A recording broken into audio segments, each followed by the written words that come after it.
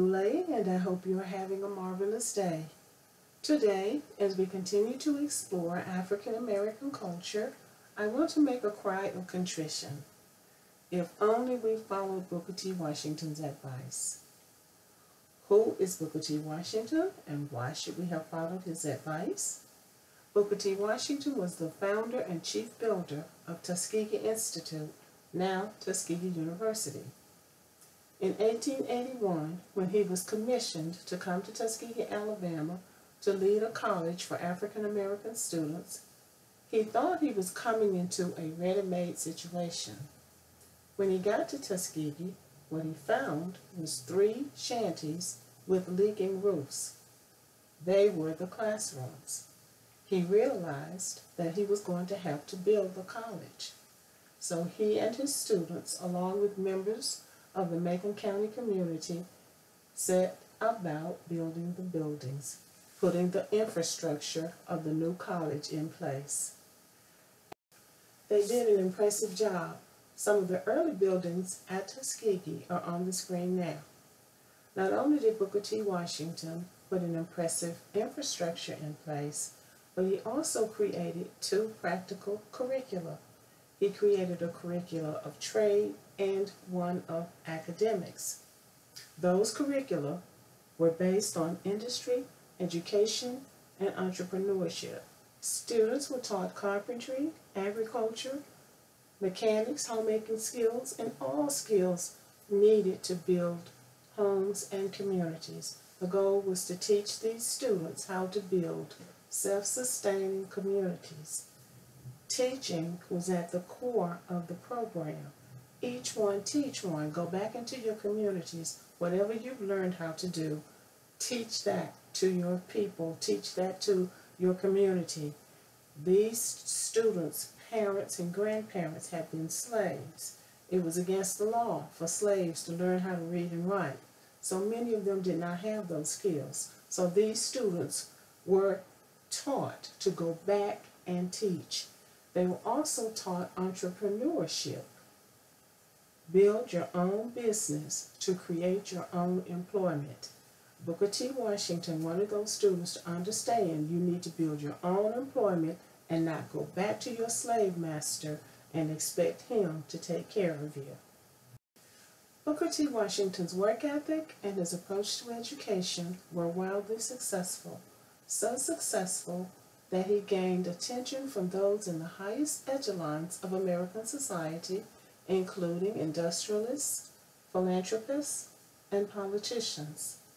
14 years after he arrived in Tuskegee, Booker T. Washington was the most influential African American in the United States. Why should we have followed Booker T. Washington's advice?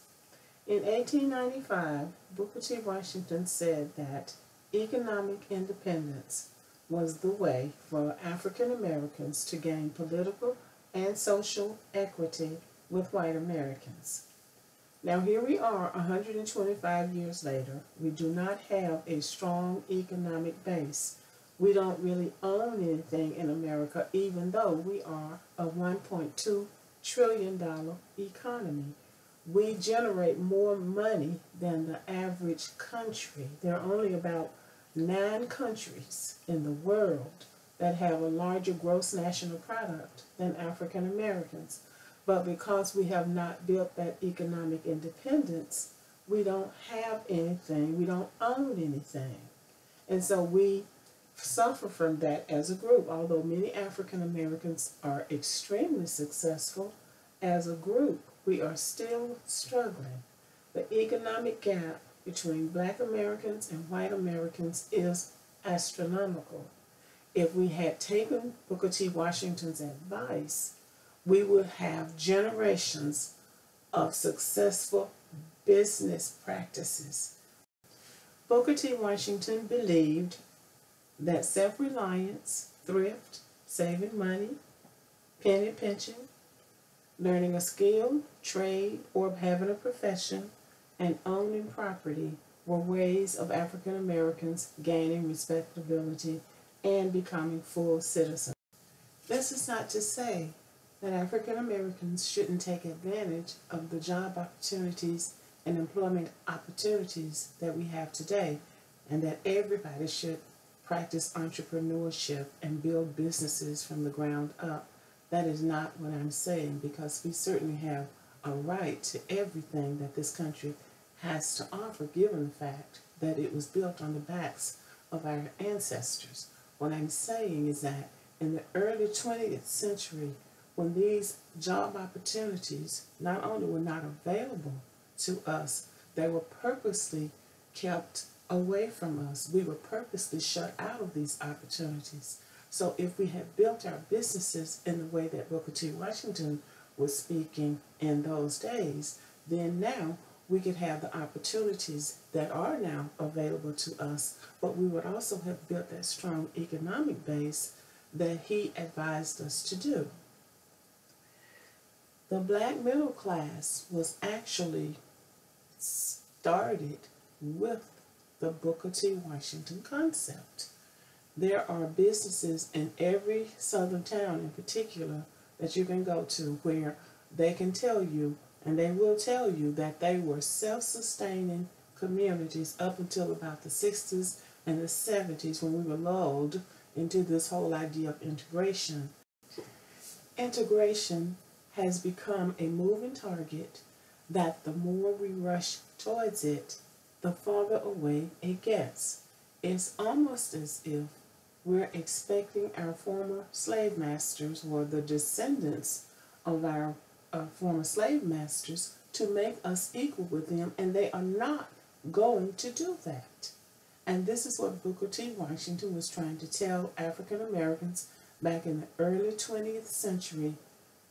Your slave master is not going to make you equal to him, and why would he?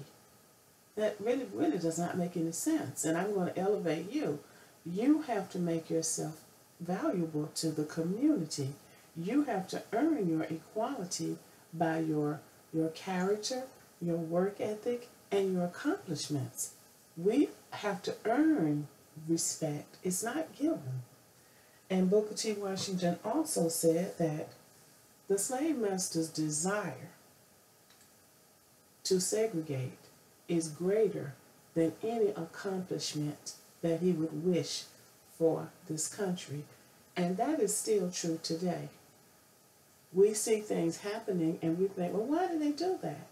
But somewhere undergirding that is some desire to pull away and to build something separate than from African Americans. And we see that.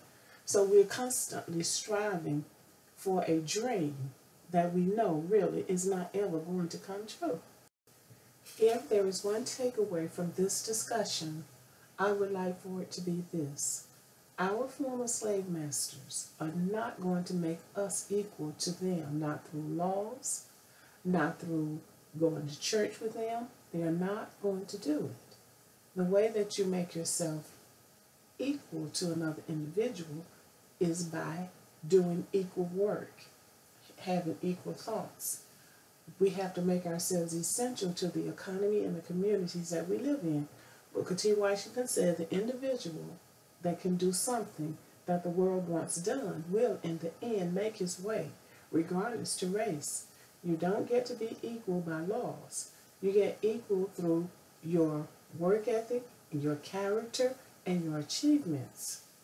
That is the way to make yourself equal. And then you have to pull the other race, the brothers in your race up, because if you're the one person that's up there with them and the rest of your people are down groveling, well, then you still aren't going to be respected. The way to be respected is to make yourself and your people, we have to pull ourselves up together, and then we are a strong force to be reckoned with. That is how everybody else is doing it, and there's no point in us trying to do it any differently or to think that it works any differently for us. If only we had followed Booker T. Washington's advice. 125 years after Booker T. Washington made his grand entrance on the stage, we have made tremendous progress as a race in the United States. We have suffered discrimination and oppression on every end, and yet we continue to rise. I still do not believe that we have made the success that we would have made if we had followed his model, because America was never going to do any better towards us than it has done. I think it would be helpful if we would go back and read Booker T. Washington's autobiography, Up From Slavery. Some very interesting things to learn about his life and his principles, if only we had followed his advice. I don't think it's too late. I think we can brush that book off and look at some of his thoughts and his writings, and I still think that we could benefit from his advice. Have a wonderful day.